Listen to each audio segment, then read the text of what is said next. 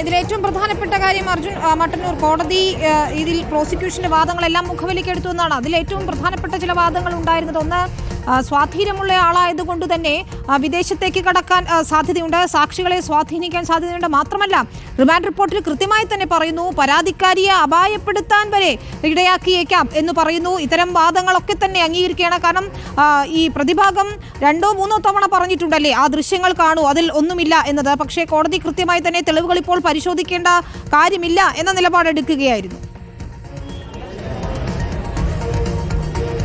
അതായത് വിനീത, പ്രതിഭാഗം ഉന്നയിച്ച ദൃശ്യം അത് ഈ ആലക്കോട് ജ്വല്ലറി ഉദ്ഘാടനത്തിന് ശേഷം ഈ ഹണി റോസ് മാധ്യമങ്ങൾക്ക് നൽകിയ അഭിമുഖമാണ്. അതിനുശേഷം അവരുടെ പ്രസ്താവനകളാണ്.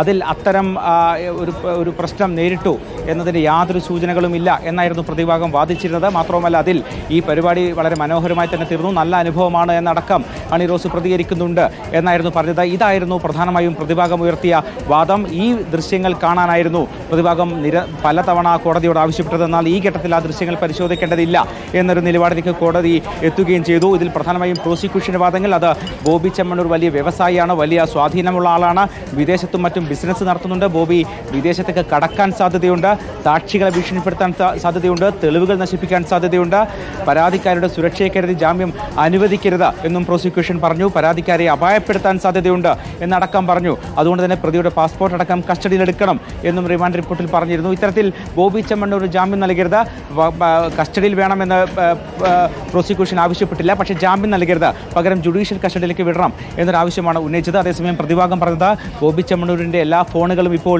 പോലീസിൻ്റെ കസ്റ്റഡിയിലാണ്, അതുകൊണ്ട് തെളിവുകൾ നശിപ്പിക്കാൻ കഴിയില്ല. മാത്രവുമല്ല എല്ലാം ഡിജിറ്റൽ തെളിവുകളാണ്. അതുകൊണ്ട് തന്നെ ഡിജിറ്റൽ തെളിവുകളുടെ അടിസ്ഥാനത്തിലുള്ള ഒരു പരാതിക്ക് മറുപടിയായി ഇത്തരം ഡിജിറ്റൽ തെളിവുകൾ തന്നെ ഹാജരാക്കാൻ കഴിയും, അത് കോടതി പരിശോധിക്കണം എന്നതായിരുന്നു പ്രധാനപ്പെട്ട അവരുടെ ആവശ്യം. മാത്രവുമല്ല അതിനുശേഷം ഈ മാനേജറോടടക്കം ഇക്കാര്യങ്ങൾ പറഞ്ഞിരുന്നു എന്ന് പ്രോസിക്യൂഷൻ പറഞ്ഞു. അതായത് ആലക്കോട്ടെ ഉദ്ഘാടനത്തിന് ശേഷം ബോബി ചെമ്മണ്ണൂരിൻ്റെ മാനേജറോടടക്കം ഇതിൽ അതൃപ്തി ഹണി റോസ് അറിയിച്ചിരുന്നു.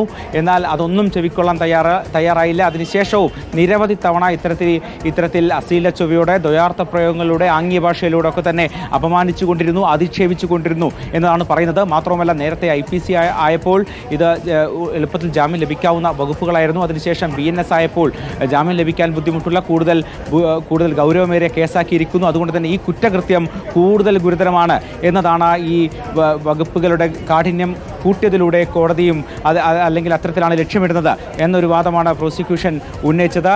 മാത്രവുമല്ല ഇത്തരത്തിൽ ഈ ബോബി ചെമ്മണ്ണൂർ ഈ സമാനമായ കുറ്റകൃത്യം വീണ്ടും ചെയ്യാൻ സാധ്യതയുണ്ട്, സമാനമായ രീതിയിൽ കൂടുതൽ ആളുകളെ അധിക്ഷേപിക്കാൻ സാധ്യതയുണ്ട് എന്ന വാദങ്ങളൊക്കെ തന്നെ നിരത്തി. മാത്രമല്ല കഴിഞ്ഞ ദിവസം ഹൈക്കോടതിയുടെ കൃത്യമായ നിർദ്ദേശം, കൃത്യമായ ഉത്തരവും ഈ വാദത്തിൻ്റെ ഇടയിൽ പ്രോസിക്യൂഷൻ ചൂണ്ടിക്കാട്ടി. ഒരു സ്ത്രീ ശരീരത്തെക്കുറിച്ച് അമിതമായി വർണ്ണിക്കുന്നത് പോലും അത്തരത്തിൽ കുറ്റകരമാണ് എന്ന കോടതിയുടെ പരാമർശമടക്കം ചൂണ്ടിക്കാട്ടിക്കൊണ്ടായിരുന്നു പ്രോസിക്യൂഷൻ്റെ വാദങ്ങൾ. എന്തായാലും മുതിർന്ന അഭിഭാഷകരെ അടക്കം അണിനിരത്തിക്കൊണ്ട് നടത്തിയ ഈ പ്രതിവാദത്തിൽ ജാമ്യം നേടും എന്ന ഉറച്ച വിശ്വാസത്തിലായിരുന്നു ബോബി ചെമ്മണ്ണൂരിനൊപ്പം നിരവധി ആളുകളടക്കം കോടതി മുറിയിലുണ്ടായിരുന്നു. വലിയ ഒരു ആൾക്കൂട്ടത്തിന് നടുവിലാണ് ഈ ഓപ്പൺ കോടതിയിൽ വാദം നടന്നത്. എന്തായാലും അതിനൊടുവിൽ വൈകിട്ട് 5 മണിയോടുകൂടി ജാമ്യം നേടാം എന്നായിരുന്നു ബോബി ചെമ്മണ്ണൂരിൻ്റെ പ്രതീക്ഷ. പക്ഷേ അത്തരമൊരു സാഹചര്യം ഉണ്ടായില്ല. ആ പ്രതീക്ഷകൾ തകിടം മറിച്ചുകൊണ്ട് ബോബി ചെമ്മണ്ണൂരിനെ റിമാൻഡ് ചെയ്യുന്ന ഉത്തരവിലേക്കാണ് കോടതി എത്തിയത്. ജാമ്യം നിഷേധിക്കുകയും ചെയ്തു. സ്വാഭാവികമായും കോടതിക്ക് ഇനി പ്രതിഭാഗത്തിന് ബോബി ചെമ്മണ്ണൂരിന് മുമ്പിൽ ഇനിയുള്ള നീക്കങ്ങൾ അത് അപ്പീൽ പോവുക എന്നുള്ളതാണ്, ഹയർ കോടതികളെ സമീപിക്കുക എന്നുള്ളതാണ്. സ്വാഭാവികമായും സെഷൻസ് കോടതിയോ അല്ലെങ്കിൽ ഹൈക്കോടതിയോ സമീപിക്കാനാണ് സാധ്യത. വരും ദിവസങ്ങളിൽ തന്നെ അത് ഉണ്ടാകും എന്നാണ് നമ്മൾ മനസ്സിലാക്കുന്നത്. പക്ഷേ അതോടൊപ്പം തന്നെ കൂടുതൽ ദിവസങ്ങൾ കഴിഞ്ഞ 3 ദിവസം മുൻപാണ് 2 ദിവസം മുൻപാണ് ബോബി ചെമ്മണ്ണൂരിനെ വയനാട്ടിൽ നിന്നും കസ്റ്റഡിയിലെടുത്തത്. അതിനുശേഷം കൊച്ചിയിലേക്ക് കൊണ്ടുവന്നു. ഇന്നലെ ലോക്കപ്പിൽ കഴിഞ്ഞു. അതിനുശേഷം ഇന്ന് കോടതിയിൽ ഹാജരാക്കുന്നു. സ്വാഭാവികമായും കോടതിയുടെ ഭാഗത്തുനിന്ന് ഒരു അത്തരത്തിൽ അനുകൂലമായൊരു നടപടി അല്ലെങ്കിൽ ഒരു ഉത്തരവ് ഉണ്ടാകും എന്ന് തന്നെയായിരുന്നു ബോബി ചെമ്മണ്ണൂരിൻ്റെ പ്രതീക്ഷ. പക്ഷേ അത് നടപ്പായില്ല. മാത്രമല്ല പ്രോസിക്യൂഷൻ്റെ എല്ലാ വാദങ്ങളും, ഈ പരാതിക്കാരുടെ സുരക്ഷയെക്കുറിച്ചുള്ള വാദങ്ങളടക്കം എല്ലാ വാദങ്ങളും കോടതി അംഗീകരിക്കുകയും ചെയ്തു. മാത്രവുമല്ല ഇതുമായി ബന്ധപ്പെട്ട പ്രതിഭാഗം ഉന്നയിച്ച മറ്റൊരു കാര്യം, ഈ പരാതി കേസ് കൊടുത്തതിന് പിന്നാലെ ഹണി റോസ് ഇത്തരത്തിൽ നിരവധി പലതവണ മാധ്യമങ്ങൾക്ക് വാർത്തകളടക്കം നൽകിക്കൊണ്ട് ഇത്തരത്തിൽ ചെയ്യുകയാണ്. മാത്രവുമല്ല ഇത്തരമൊരു കേസിൽ അറസ്റ്റ് അറസ്റ്റ് ചെയ്യേണ്ട, ഇത്തരത്തിൽ ധൃതിപ്പെട്ട് അറസ്റ്റ് ചെയ്യേണ്ട ഒരു ആവശ്യമില്ലായിരുന്നു, നോട്ടീസ് നൽകി വിളിച്ചു വരുത്താൻ കഴിയുമായിരുന്ന ഒരു കേസാണ് തുടങ്ങിയ വാദങ്ങളായിരുന്നു പ്രതിഭാഗം ഉന്നയിച്ചത്. പക്ഷേ ആ വാദങ്ങളൊക്കെ തന്നെ കോടതി നിരസിച്ചു. അതിനുശേഷം ഇത്തരത്തിൽ ബോബി ചെമ്മണ്ണൂരിനെ റിമാൻഡ് ചെയ്യാൻ തീരുമാനിച്ചു, ജുഡീഷ്യൽ കസ്റ്റഡിയിൽ വിടാൻ തീരുമാനിച്ചു, ജാമ്യാപേക്ഷ തള്ളുകയും ചെയ്തു എന്നുള്ളതാണ് ഇന്ന് നടന്നത്. മാത്രമല്ല ഏതാണ്ട് മണിക്കൂറുകളോളം വാദങ്ങൾ നീണ്ടു നിന്നിരുന്നു. ഈ വാദങ്ങൾക്ക് ശേഷം ഈ ഉച്ചയ്ക്ക് ശേഷവും കോടതി വിധി പറയുന്നതുവരെ ബോബി ചെമ്മണ്ണൂർ കോടതി മുറിയിൽ കാത്തിരിക്കുകയായിരുന്നു, അനുകൂലമായ വിധി കാത്തിരിക്കുകയായിരുന്നു. ഒപ്പമുണ്ടായിരുന്ന ആളുകൾക്കൊപ്പം വലിയ പ്രതീക്ഷയോടെ ഇരിക്കുകയായിരുന്നു. പക്ഷേ അപ്പോഴാണ് 4:45 കൂടി മജിസ്ട്രേറ്റ് വീണ്ടും കോടതി മുറിയിലേക്ക് എത്തുകയും ജാമ്യം നിഷേധിക്കുന്നു, ജുഡീഷ്യൽ കസ്റ്റഡിയിലേക്ക് വിടുന്നു എന്ന ഉത്തരവ് വായിക്കുകയും ചെയ്തത്. ഇതിന് പിന്നാലെയാണ് ബോബി ചെമ്മണ്ണൂരിന് ദേഹാസ്വാസ്ഥ്യം ഉണ്ടായിരിക്കുന്നത്.